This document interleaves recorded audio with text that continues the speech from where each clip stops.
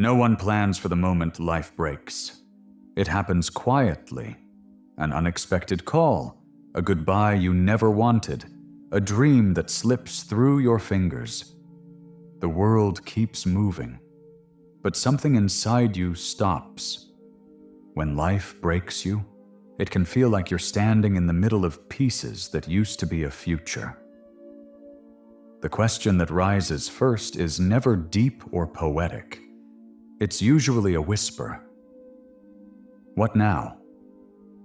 But even in that whisper, God is listening. He doesn't turn away from the broken, he bends down to be close.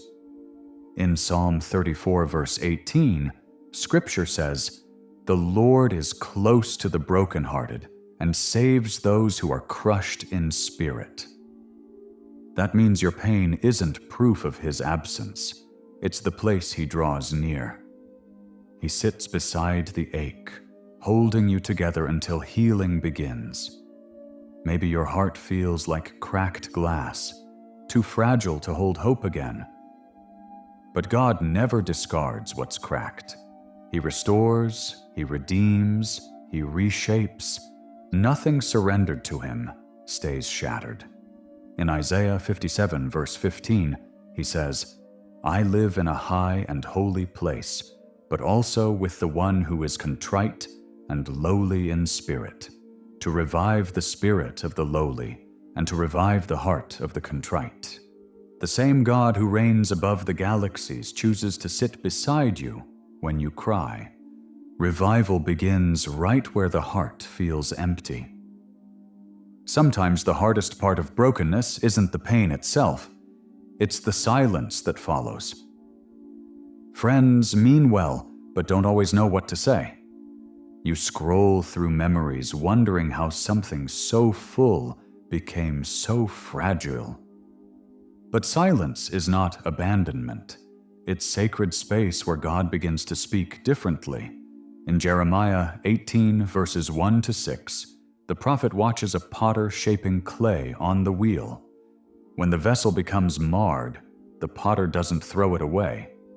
He reshapes it into something new. God told Jeremiah, "As the clay is in the potter's hand, so are you in my hand." Your life is not ruined clay, it's reshaped purpose. The wheel may spin fast, but the potter never loses control. You might say, "I don't recognize myself anymore." That's okay, God does. He sees the version of you that still exists beneath the grief, and he's patient enough to bring you back piece by piece.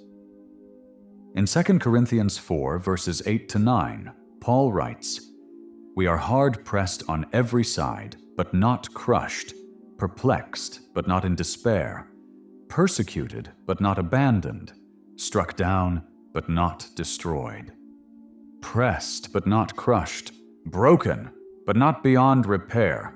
That's the promise. Even when life breaks you, it cannot break God's plan for you. Sometimes healing feels unfairly slow. You think, "Shouldn't I be over this by now?" But healing isn't a race, it's a relationship. Each day you hand him another shard of pain, he fits it into the mosaic of something beautiful. In Psalm 147, verse 3, it says, "He heals the brokenhearted and binds up their wounds." To bind means to wrap tightly so healing can happen safely. God doesn't rush your recovery, he protects it. And as he binds your heart, he also strengthens your spirit. Brokenness teaches empathy, patience, dependence. It opens your eyes to the pain of others and gives you words you never had before.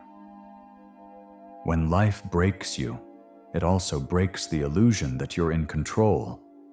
And strangely, that's where freedom begins. Because when you have nothing left to hold, your hands are finally empty enough to lift. In Romans 8, verse 28, we're promised, and we know that in all things God works for the good of those who love Him. All things, painful things, confusing things, even the breaking things. The pieces that cut you today will shine tomorrow in the story He's writing.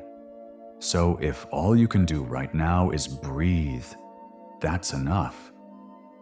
If your faith feels smaller than a whisper, He still hears it. If your heart feels too heavy to lift, He will carry it. Brokenness isn't the end. It's the place where new strength is born. Let the tears come. They are part of the cleansing. Let the silence stay for a while. God's voice often rides on stillness. And when you're ready, let hope whisper back.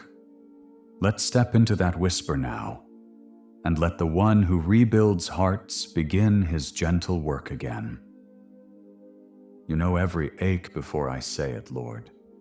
Every wound has a story, and you know them all. I don't need perfect words. I need your presence. Some days I still feel the weight of what broke me. I thought I'd be stronger by now, but you never asked me to pretend strength, only to invite you into weakness. So I open my hands and my heart. Take the pieces, all of them.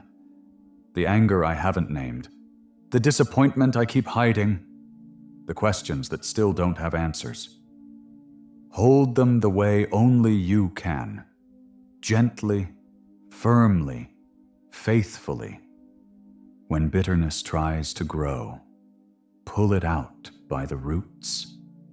When fear whispers that this pain will last forever, remind me that resurrection always follows crucifixion. You are the God who turns endings into beginnings. I ask for healing, not just for the surface wounds, but for the deep ones. Heal the places I stopped trusting. Heal the places where hope feels dangerous. Heal the places where love once lived and left scars behind. Teach me how to breathe without holding pain hostage.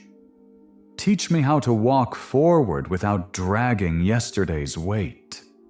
Let grace be the rhythm beneath my steps. I pray, too, for anyone who shares this ache, for the one crying in silence, thinking no one would understand. Remind them that you do.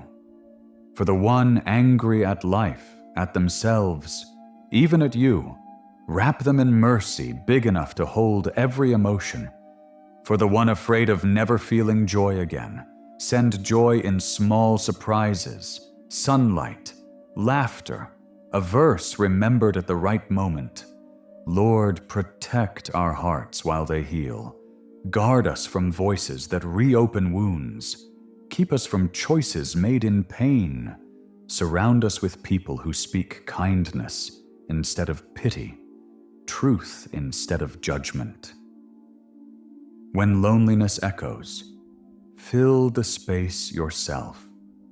Let your spirit be the warmth that no human presence can replace. When nights stretch long, meet us there with peace that doesn't need explanation. I remember what your word says in Psalm 30, verse 5. Weeping may last for the night, but joy comes in the morning. I hold on to that promise, even if the morning feels far away, because your mornings always come, soft, sure, full of mercy. Teach me to see beauty again, Lord. Not just in sunshine, but in scars that have healed. Let the cracks of my story become windows where your light shines through. Use this pain for purpose. Let my testimony become someone else's comfort. Let my restoration become proof that no one is too broken for grace. You are the mender of hearts, the lifter of heads, the rebuilder of ruins. You don't just patch up what's left, you make it new, so make me new again. And if anyone listening right now feels beyond repair, let this prayer become their first breath of hope. If that's you, Whisper this. Jesus, I believe you can heal me. I believe you died for me and rose again. Come into my heart, forgive me, restore me, and make me whole. Lord, thank you for every new beginning starting right now. Thank you that you never waste tears. Everyone waters the soil of tomorrow's joy.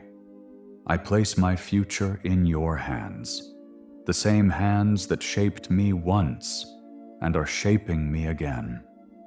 Let faith rise where fear fell. Let peace settle where panic lived. Let love return where trust was stolen. Now I speak this truth aloud. I am broken, but I am not abandoned. I am healing, and I am protected. God is with me, and that is enough. If you believe this prayer, type, "God is rebuilding me" in the comments. Share it with someone who needs to remember that broken doesn't mean finished. May the Lord bless you and keep you. May His presence walk beside you in the night and meet you with light in the morning. May He heal every wound and turn every pain into purpose. In Jesus' name, amen.